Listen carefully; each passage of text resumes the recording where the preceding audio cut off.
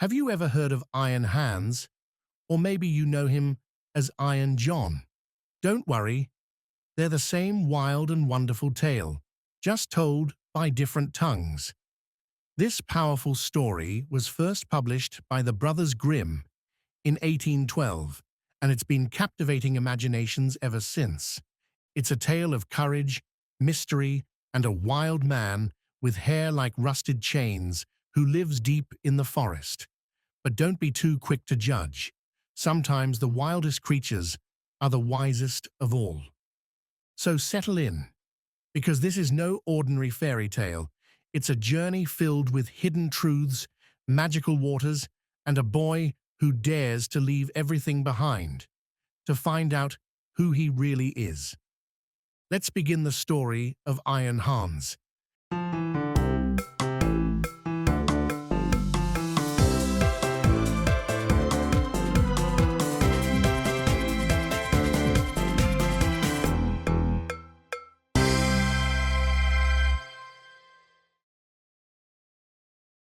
There was once upon a time a king who had a great forest near his palace, full of all kinds of wild animals. One day he sent out a huntsman to shoot him a roe, but he did not come back.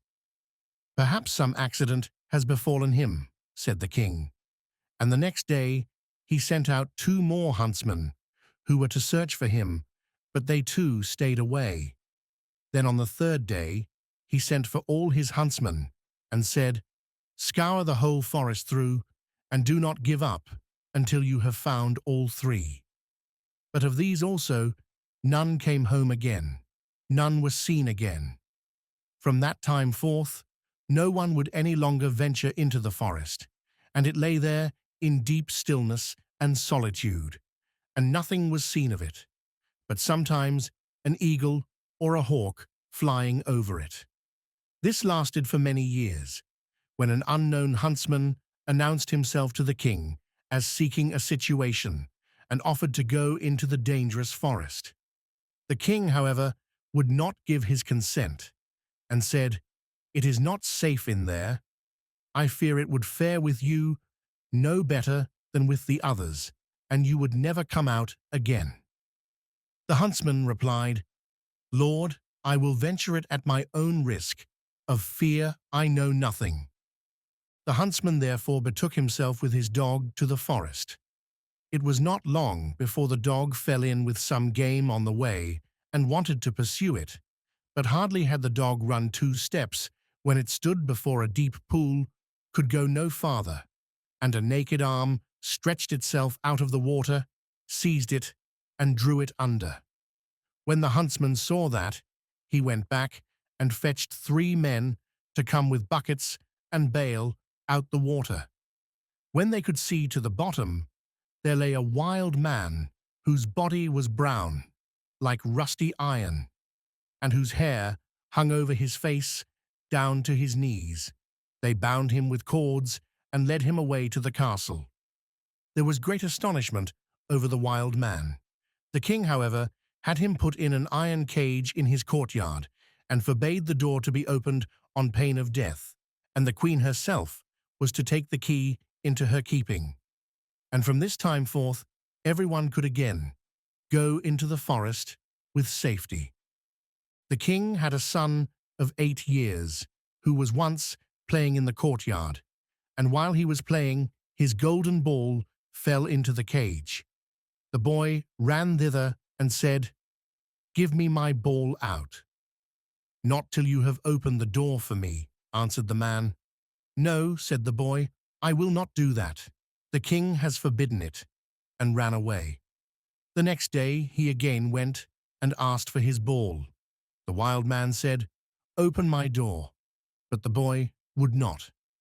On the third day the king had ridden out hunting, and the boy went once more and said, "I cannot open the door even if I wished, for I have not the key." Then the wild man said, "It lies under your mother's pillow. You can get it there." The boy, who wanted to have his ball back, cast all thought to the winds and brought the key. The door opened with difficulty, and the boy pinched his fingers. When it was open, the wild man stepped out. gave him the golden ball, and hurried away.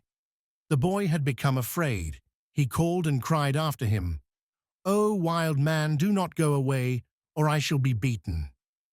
The wild man turned back, took him up, set him on his shoulder, and went with hasty steps into the forest. When the king came home, he observed the empty cage and asked the queen how that had happened. She knew nothing about it and sought the key, but it was gone. She called the boy, but no one answered. The king sent out people to seek for him in the fields, but they did not find him. Then he could easily guess what had happened, and much grief reigned in the royal court. When the wild man had once more reached the dark forest, he took the boy down from his shoulder and said to him, "You will never see your father and mother again, but I will keep you with me, for you have set me free, and I have compassion on you. If you do all I bid you, you shall fare well. Of treasure and gold have I enough, and more than anyone in the world." He made a bed of moss for the boy on which he slept, and the next morning the man took him to a well and said, "Behold, the gold well is as bright and clear as crystal. You shall sit beside it and take care that nothing falls into it, or it will be polluted. I will come every evening to see if you have obeyed my order." The boy placed himself by the brink of the well, and often saw a golden fish or a golden snake show itself therein, and took care that nothing fell in. As he was thus sitting, his finger hurt him so violently that he involuntarily put it in the water. He drew it quickly out again, but saw that it was quite gilded, and whatsoever pains he took to wash the gold off again, all was to no purpose. In the evening, Iron Hans came back, looked at the boy, and said, "What has happened to the well?" "Nothing, nothing," he answered, and held his finger behind his back, that the man might not see it. But he said, "You have dipped your finger into the water. This time it may pass, but take care you do not again let anything go in." By daybreak, the boy was already sitting by the well and watching it. His finger hurt him again, and he passed it over his head, and then unhappily a hair fell down into the well. He took it quickly out, but it was already quite gilded. Iron Hans came, and already knew what had happened. "You have let a hair fall into the well," said he. "I will allow you to watch by it once more. But if this happens for the third time, then the well is polluted, and you can no longer remain with me." On the third day, the boy sat by the well and did not stir his finger, however much it hurt him. But the time was long to him, and he looked at the reflection of his face on the surface of the water. And as he still bent down more and more, while he was doing so, and trying to look straight into the eyes, his long hair fell down from his shoulders into the water. He raised himself up quickly, but the whole of the hair of his head was already golden and shone like the sun. You can imagine how terrified the poor boy was. He took his pocket handkerchief and tied it round his head, in order that the man might not see it. When he came, he already knew everything, and said, "Take the handkerchief off." Then the golden hair streamed forth, and let the boy excuse himself as he might, it was of no use. "You have not stood the trial, and can stay here no longer. Go forth into the world. There you will learn what poverty is. But as you have not a bad heart, and as I mean well by you, there is one thing I will grant you. If you fall into any difficulty, come to the forest and cry, 'Iron Hans,' and then I will come and help you. My power is great, greater than you think, and I have gold and silver in abundance." Then the king's son left the forest, and walked by beaten and unbeaten paths, ever onwards, until at length he reached a great city. There he looked for work, but could find none, and he learnt nothing by which he could help himself. At length he went to the palace, and asked if they would take him in. The people about court did not at all know what use they could make of him, but they liked him and told him to stay. At length, the cook took him into his service and said he might carry wood and water and rake the cinders together. Once, when it so happened that no one else was at hand, the cook ordered him to carry the food to the royal table. But as he did not like to let his golden hair be seen, he kept his little cap on. Such a thing as that had never yet come under the king's notice. And he said, "When you come to the royal table, you must take your hat off." He answered, "Ah, Lord, I cannot. I have a bad sore place on my head." Then the king had the cook called before him and scolded him and asked how he could take such a boy as that into his service, and that he was to send him away at once. The cook, however, had pity on him and exchanged him for the gardener's boy.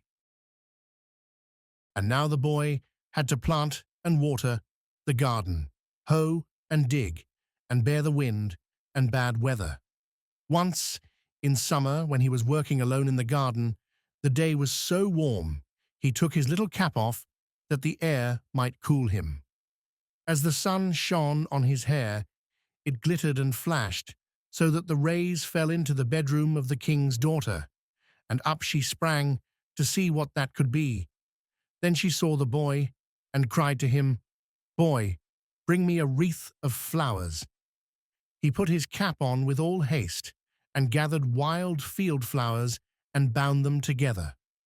When he was ascending the stairs with them, the gardener met him and said, "How can you take the king's daughter a garland of such common flowers?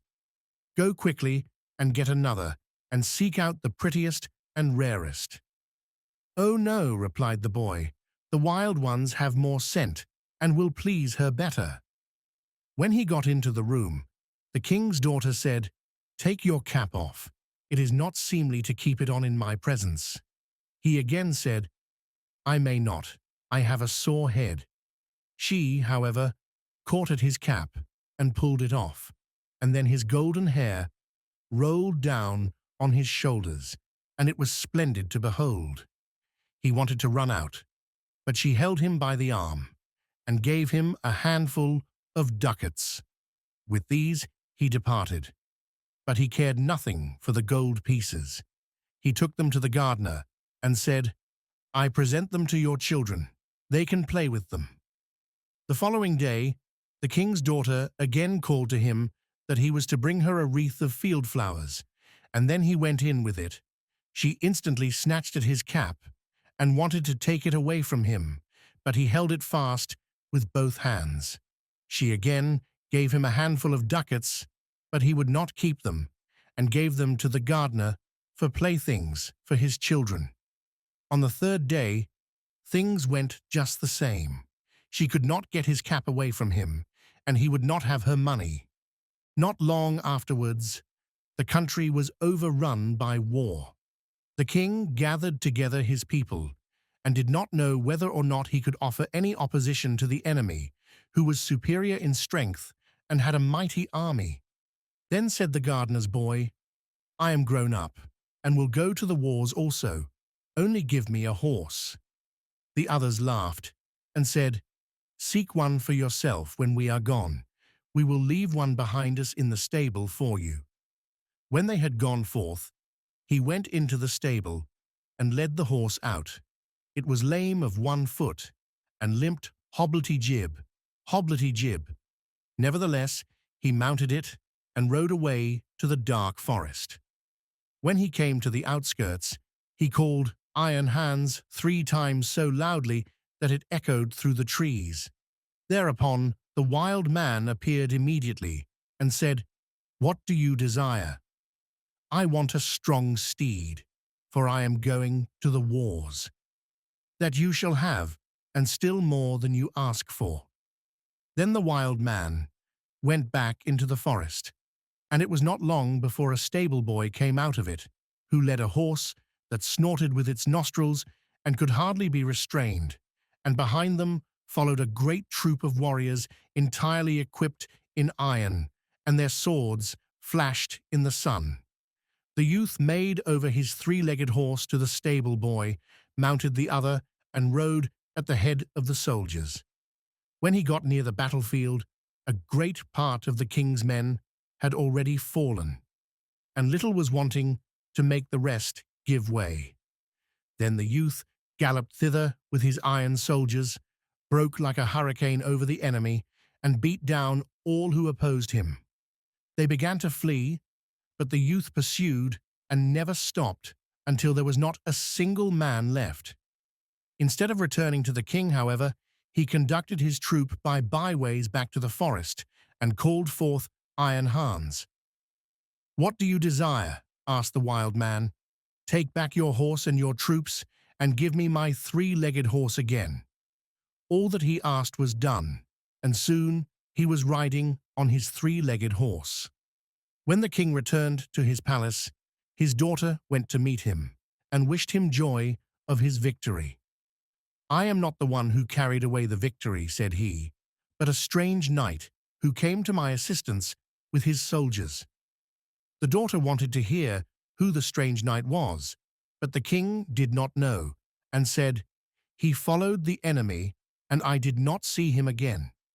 She inquired of the gardener where his boy was, but he smiled and said, "He has just come home on his three-legged horse, and the others have been mocking him and crying, 'Here comes our hobblety-jib back again.'" They asked too, "Under what hedge have you been lying sleeping all the time?" So he said, "I did the best of all, and it would have gone badly without me." And then he was still more ridiculed. The king said to his daughter, "I will proclaim a great feast that shall last for 3 days, and you shall throw a golden apple. Perhaps the unknown man will show himself." When the feast was announced, the youth went out to the forest and called Iron Hans. "What do you desire?" asked he, "that I may catch the king's daughter's golden apple?" "It is as safe as if you had it already," said Iron Hans. "You shall likewise have a suit of red armor for the occasion, and ride on a spirited chestnut horse." When the day came, the youth galloped to the spot, took his place amongst the knights, and was recognized by no one. The king's daughter came forward and threw a golden apple to the knights, but none of them caught it but he. Only as soon as he had it, he galloped away. On the second day, Iron Hans equipped him as a white knight and gave him a white horse. Again, he was the only one who caught the apple, and he did not linger an instant, but galloped off with it.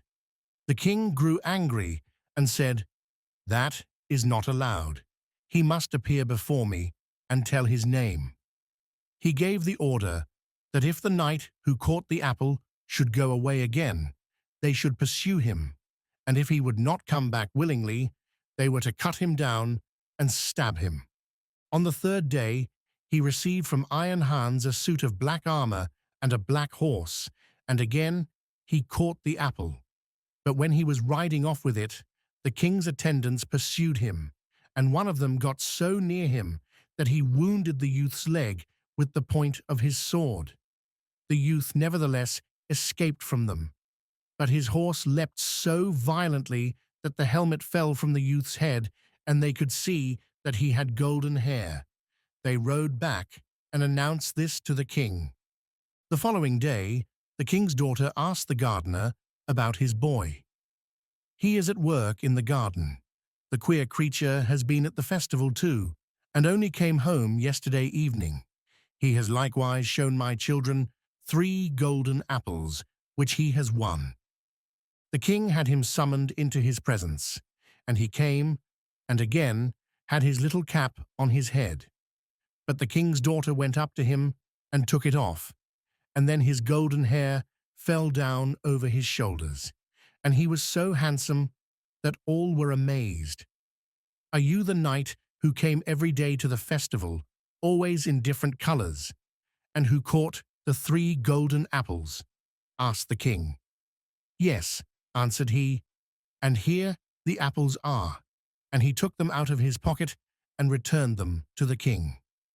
If you desire further proof, you may see the wound which your people gave me when they followed me. But I am likewise the knight who helped you to your victory over your enemies. If you can perform such deeds as that, you are no gardener's boy. Tell me, who is your father? My father is a mighty king, and gold have I in plenty, as great as I require. I well see, said the king, that I owe my thanks to you. Can I do anything to please you? Yes, answered he, that indeed you can. Give me your daughter to wife. The maiden laughed and said, He does not stand much on ceremony, but I have already seen by his golden hair that he was no gardener's boy. And then she went and kissed him. His father and mother came to the wedding and were in great delight, for they had given up all hope of ever seeing their dear son again. And as they were sitting at the marriage feast, the music suddenly stopped, the doors opened, and a stately king came in, with a great retinue. He went up to the youth, embraced him, and said, I am Iron Hans, and was by enchantment a wild man, but you have set me free. All the treasures which I possess shall be your property. And so, the wild man of the woods wasn't just a fearsome creature, he was a king in disguise, a guardian of trials, and a guide to greatness. Through courage, kindness, and a little bit of trust, the boy became more than he ever dreamed possible. Iron Hans, also known as Iron John, reminds us that sometimes the greatest treasures lie hidden behind the things we fear most, and that true strength is forged not just by swords or crowns, but by heart and character. If you enjoyed this story, please don't forget to click the like button and subscribe so you don't miss the next adventure. And most importantly, make sure to come back for more stories here at Grandma's House.